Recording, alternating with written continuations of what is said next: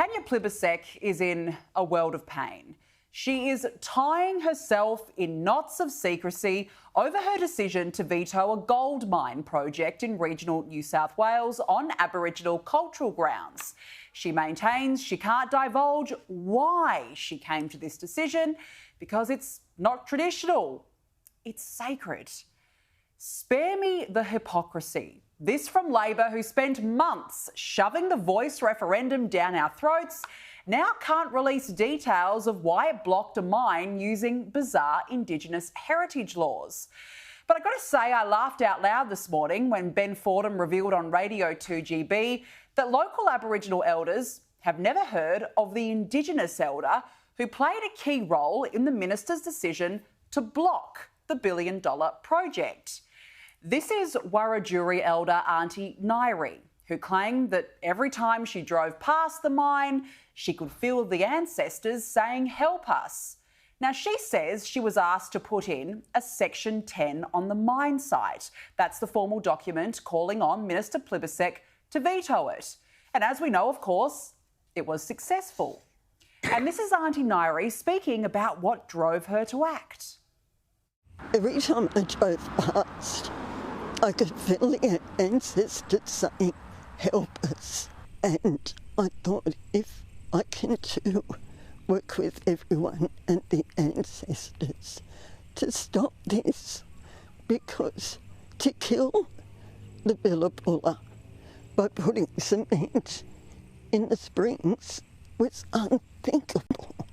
So she heard the ancestors. And this video, by the way, is on Tanya Plibersek's own social media page, spruiking her decision.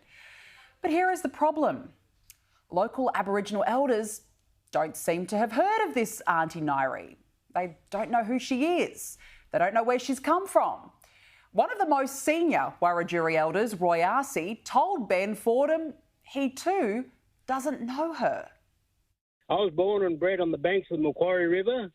I'm a Wiradjuri traditional owner. I'm an active voting member of my local Aboriginal Land Council, and we've never heard of this lady. I'm sorry. I'm just being truthful and I'm being honest. I've never heard of her. Sorry.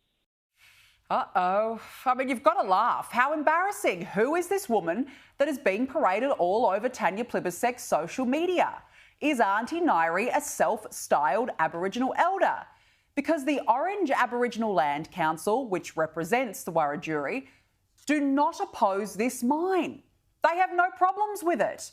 So attention once again turns to Tanya Plibersek. How did she come to this decision to block it?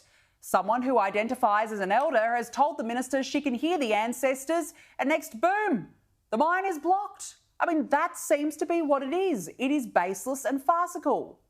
Roy Arce also revealed that it was a small Aboriginal group with only 18 members that took offence to the project.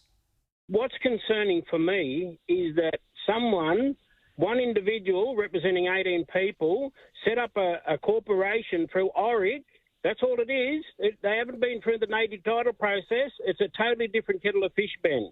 So it's concerning, very concerning. I've never heard of this name. This is making a mockery of our culture and heritage, and who speaks for country.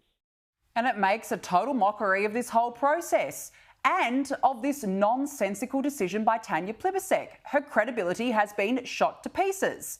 My colleague Andrew Bolt revealed this week that according to Nairi Reynolds' University of New South Wales website profile, where she is listed in the Aboriginal Art Directory, it says she belongs to the Gamilaroi language group, which is north of Wiradjuri land, stretching into Queensland.